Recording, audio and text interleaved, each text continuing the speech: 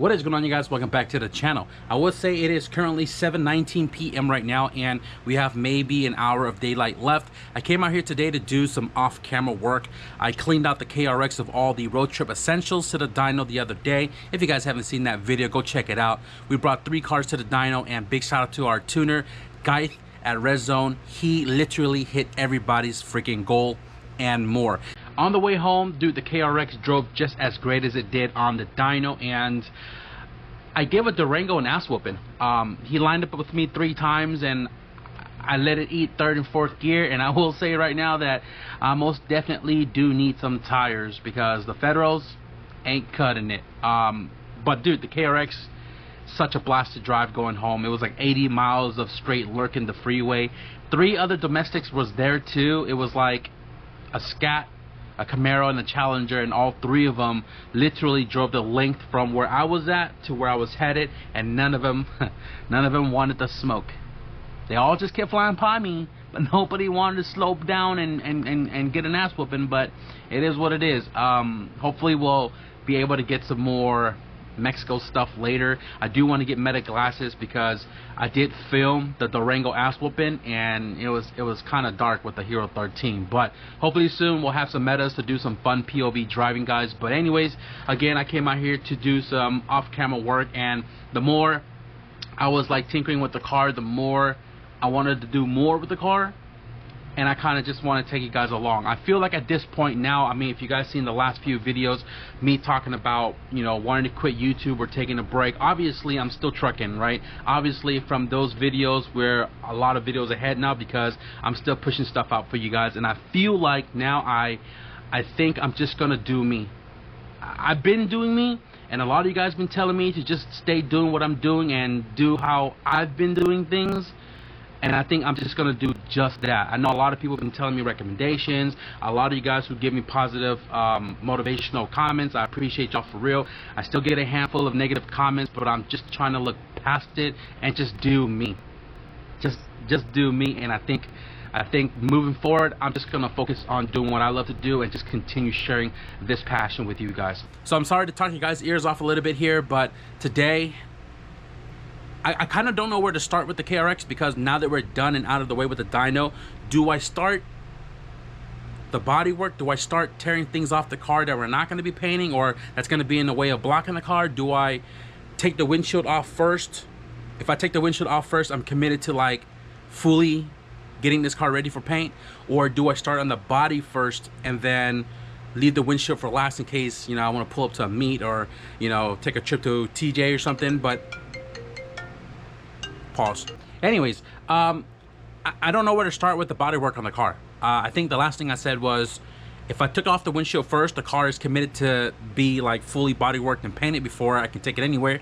If I do the body work on the entire car first before the windshield, I do have that kind of, you know, eligibility to drive the car wherever I need to go, half sanded or not, right? But that phone call took a little bit of time, and the sun's already going down. This video is just a super duper random off day video, guys. So with that being said, let's get into something. Obviously it's the next day, guys. Last night I came out here to tinker with the car, and the cats were like, yo, feed us. So when I went to go feed them, I didn't have any dry food or wet food, so I decided to go to Walmart just to grab some cat food for them. And by the time I got back, it was already too late, so I figured let's just carry it on till today. I want to address the battery cable kill switch combo for the battery being in the trunk. Track official rules, I think, is to have a battery kill switch for batteries that are not in the factory location, which obviously we can't put one in the engine bay, and it needs to be accessible to the track officials. For whatever reason, something happens down the track, they need to kill the battery on the car. And my battery has been back here bolted to a factory battery tray that's bolted to the tub in a battery box. So my battery box has always been right here. It is bolted to the floorboard right there, pretty damn sturdy, and it is tied down with a lid, so nothing here can come apart unless I undo it. And most people who do a battery cutoff switch, they always do it either on the bumper, coming up here coming up right here. They do it on the tail light. I don't want to do it on my tail light because I don't have a spare one. I think what I'm going to do is highest possible, fully accessible, fully seen, right, for the most part. And I'm going to do it right here on the triangle. This is a base model, so there's no HF or SI emblem on here, and I'm sure the homie CRX dude has a couple of these lying around that I can always change or replace later down the road. But I want to put my battery kill right dead center there, and then I did buy this decal from All-Star, and that's going to go on like that, right? So I'm gonna go ahead and just kind of lay out my game plan here real quick, because I got to see if I have any like zero gauge to add from the battery to the switch, and then the current cable that's in the car just goes straight to the switch instead. It's gonna have a little slack, but at least I'm not chopping it down.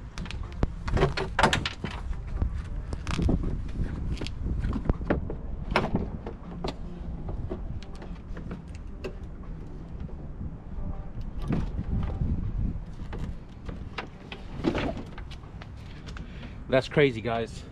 This car does not have any taillight gasket at all. And I was the one who put this taillight on here 6 years ago. Where's my gasket? Cray. This man does not get enough credit. The homie Eugene CRX dude, I know he had a video on his YouTube channel on how to remove the triangle garnish from the CRX. So I watched his video. It's literally 3 minutes long, super simple. You pop off the rear quarter panel right here to have access in this whole backside. You remove the tail light. You remove the vent right here, which is like glued on with little tabs. Comes off easily. And then there's like a vent that's like under here. That's also glued on. So this is the top vent, this is the bottom vent, and you have access to these little plastic clips on the back side. I don't know if you can see it from the inside. I have access to this one, and then there's like one in this corner, and then one right here at the bottom. So you take a 7mm, as he said, you put it onto that little tab right there, and you literally, I'm using my finger muscle here, you literally unscrew it. There we go. You see it spinning? Yeah. So as you're doing that, it kicks out the garnish. Where is it? There it is. As you unscrew it, it kicks out the garnish, because you're literally unscrewing the clips from the garnish. You do it to all three, and then this thing comes off. You can kind of see it's already lifting right there. It comes off, and then you pretty much just press those little tabs in to take the clips off the car itself. So I'm gonna go ahead and try to get to the other two here somewhere. This is literally the first time I've successfully removed this triangle garnish. Big shout out to the homie Eugene, CRX dude. Guys, I'm a freaking idiot. I don't know why I decided to take off the clip after watching the video, and I actually broke one of them right here. I didn't actually have to take this off. The video only applies if you're like in the junkyard, you're trying to take the triangle garnish for your car or from a parts car or whatever the case is. Because I'm putting the garnish back into my car, technically I could have just screwed it back on. I don't know why I tried to take it off and I broke one of the clips right here. So the other two, I'm just gonna leave it right there, and I'm gonna find a way to, I don't know, glue this back together. I can't even glue it back together because the other side's gone. I don't know where it went. Story of my life. So I have this O-gauge welding wire right here, and I'm gonna cut the length that I need to go from the battery right here up to the triangle, and the existing cable that went to the battery is going to go up to the opposite side of the switch. So this right here is the kill switch I'm going to use. It's like an older Moroso, and it's really heavy duty, right? And I did find some extra cables. These are 4-gauge heavy duty welding and battery cable, and this is going to work perfectly for the setup. I just have to lengthen it accordingly from the battery to the triangle garnish. So from here, give some slack, goes up to here, and then the existing cable, it's already headed up that way. and then that's going to kill the car when the car is off. Obviously, if the car has a good alternator and it's running and you kill the battery, it's still going to run off the alternator. But the whole goal is when the car is shut off, you just want to kill the power to the car entirely.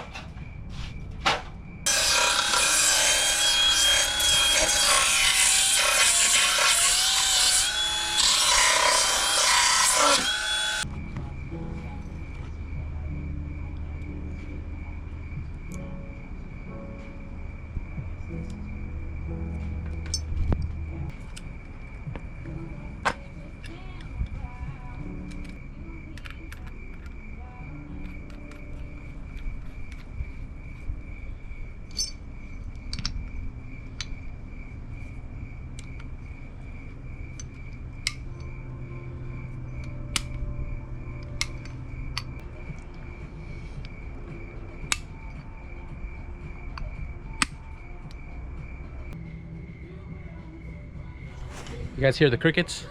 It's almost 10 o'clock, and the reality of my days sometimes, this is just how it goes. If I don't come out here with a big project like fabrication or pull a swap out or put a swap in, these small little tasks sometimes take longer than they're supposed to. I came out here today with the intentions of doing the on-off switch on the power cable, and halfway doing so, I saw on Instagram that one of the big dog homies is hosting a car meet right now, and it's popping. I saw it on Instagram and it's popping, and halfway doing this project, I contemplating on putting my car back together just so I can attend it, because you know how it goes after the meets. But I fought the urge. I decided to just finish the project, and I needed this more than going to the car meet, so I didn't attend. And I just pretty much forwarded it through, and I've already got it fully installed into the car. Everything in the rear of my car is cleaned. All the battery, everything is all hooked up, and it works. It works. Although I am kind of beating myself up a little bit because I broke that little piece for the triangle garnish. This guy right here, I repaired it once. I put it on, it broke. I tried to repair it again. It's too brittle to fix. So this is KO. So I'm a little butthurt that the triangle garnish is like flopping because it's only held on the two inside and not the outside. But I'll show you guys the end result here on the on-off kill switch. The key is in the on position. Right now it is off, and I'm gonna kick it on. You'll hear the fuel pump and all the lights light up over there, and then it kills everything in the car. So the thing is, I'm only gonna run this lever when I'm at the track. Got a little screw right here I can take off. I don't want anybody to be messing with my on-off switch, so I can remove this. And the last thing I need to do is put the tail lights back on, but I want to put a seal on there because we ain't got one. So if I remember correctly, maybe, I'm not entirely sure, I might have a set from Resto Tuners if I can find it. Usually Resto Tuner has it written on here, but it does not, so I have no idea what this belongs to. This little package right here, it says it in the back, 9091 Civic sedan. So I believe this one, I actually was saving it for the EF2 because I am going to be cleaning up the taillights and everything when I polish up the car. So these are not for the CRX. I should have another package in here somewhere. Let me find it real quick. I remember one of you guys sent this to the PO box a long time ago, and this was from HP from Houston, Texas, January 24th, 2022. And this is a bunch of cutouts of new gaskets for the taillight for the CRX. And I remember you sent me a bunch of these because obviously I got a bunch of CRXs and I've used a set before. And simplest way to know this was for a CRX is these replacement like stud for the CRX cargo cover. So I still got these because mine are still in good condition, but hey, we got some freaking fresh foam gaskets for the taillights right here, and I believe we have the center ones. Here we go. We got some center ones right there. But if you guys are EF owners, and I'm sure he has it for Golden Era Hondas as well too, Resto Tuners have kits for your cars. Obviously I just shown you guys the EF sedan, but I can assure you guys he has a gang of them if you guys need replacements. Let's go ahead and install these new ones. All my parts are put away, guys. The garage is closed and the taillights are reinstalled back into the car. They are pretty snugged up on there, although when I did take it off, the passenger side taillight is supposed to have 6 of the studs that holds the taillight to the back of the car. It's missing 2. The center is supposed to have 6 as well too. It's missing 3, 2 on the left, 1 on the right, and then the driver's side is supposed to have 6. It's missing 2. When I put these taillights on 6 years ago, I somehow missed those studs and also missed the freaking taillight gasket, but I'm very fortunate that all these years it never leaked anything to the trunk. So now it is snugged back up. You know, I did kind of like put some epoxy in between those studs to ensure that they don't twist or break off over time, but they're pretty secured on the car. I'm pretty sure that I'm also going to take them back off again because of the bodywork and paint. But anyways, I feel like I'm just going to cap off this video right here. Today kind of just went every direction, as I always mention. Sometimes that's just the way my day works, but I was hoping to get more done on the car. Realistically, the KRX is almost ready to rock and roll. There's only a few more things that we need to do. The windshield's going to come off so we can fix the rust in the channel, which then is going to lead to the bodywork and paint, which is the biggest thing to the car actually. But while the windshield is off, we're also going to be installing a roll cage into the car, and without the windshield I can weld around the hoop area. If you guys know roll cages, you know what I'm talking about. Roll cage, bodywork and paint, then windshield. The silver sedan, it's literally just tune the car, bodywork and paint as well too, and when I score a drive shaft and Vistas coupler, then we can button up the all-wheel drive system because the rest of the all-wheel drive conversion is already in the car. When I buy the paint for the KRX, I am going to buy a lot of it because the KRX and the silver sedan are the same blade silver, so I'll at least have some paint ready to go when we are ready to tackle the silver sedan.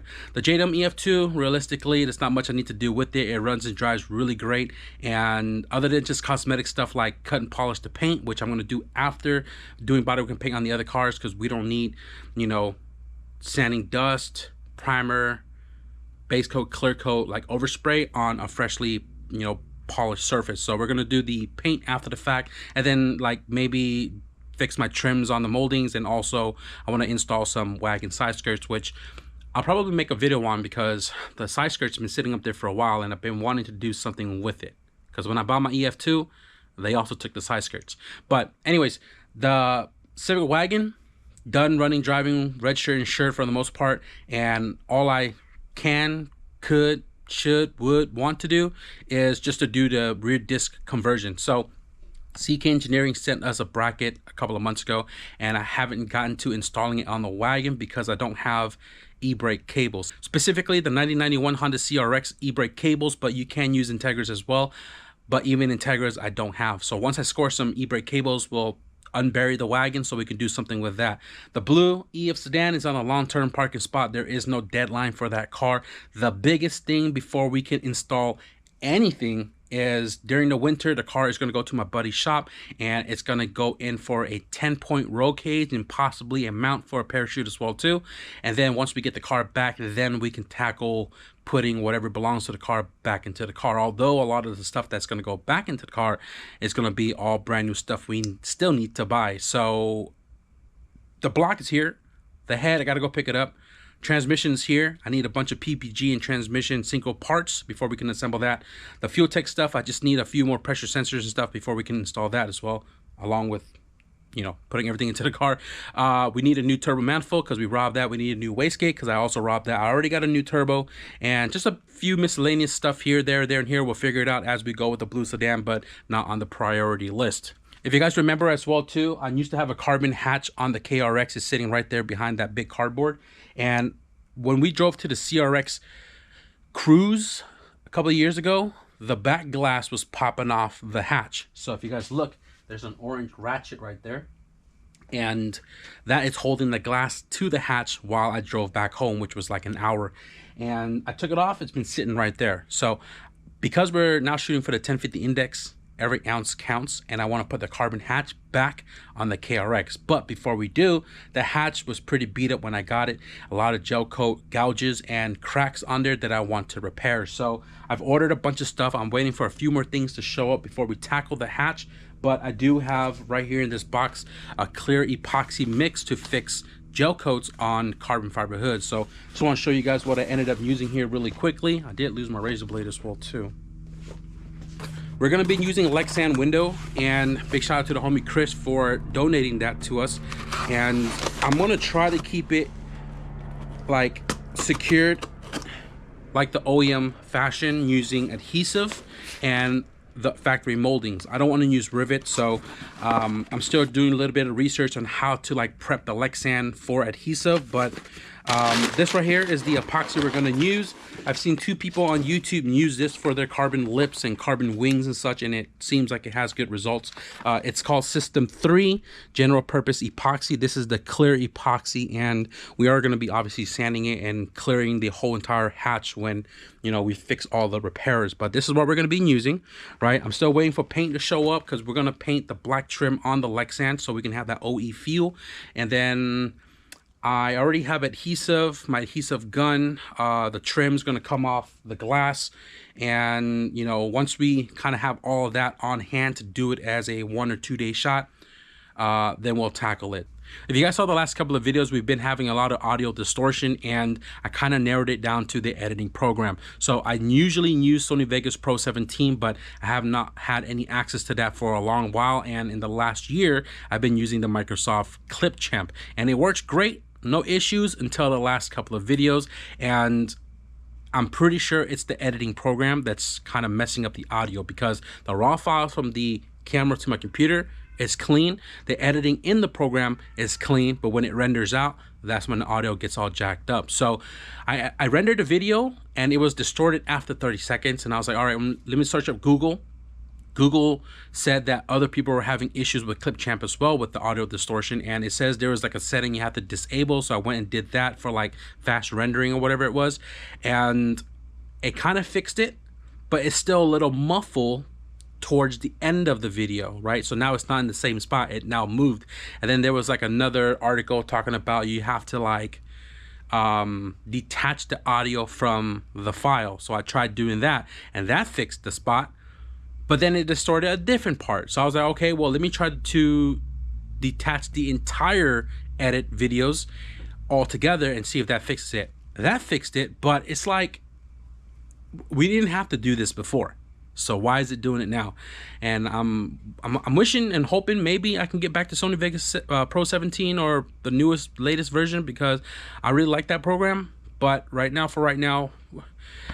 I only have Clipchamp to use, so we're gonna have to deal with it just a little bit, guys. But I will try to render it a few different times to see if one in the few would be better than the other, so it wouldn't be too bad for you guys to watch. But I guess, you know, we'll just kind of roll with it for right now until we find a solution. But anyways, guys, for this video, we're gonna cap it out right here. I hope you guys enjoy a little bit of progress update on the KRX, man. We are on the road for HDAY 1050 index in October 10th and 11th. If you guys are out here in the West Coast, man, show out, show some love, man. Show the event that we want them here, because been kind of dead out here, you know. We lost a lot of tracks, and we're just trying to get back into this whole racing thing, man, because this is what we love to do.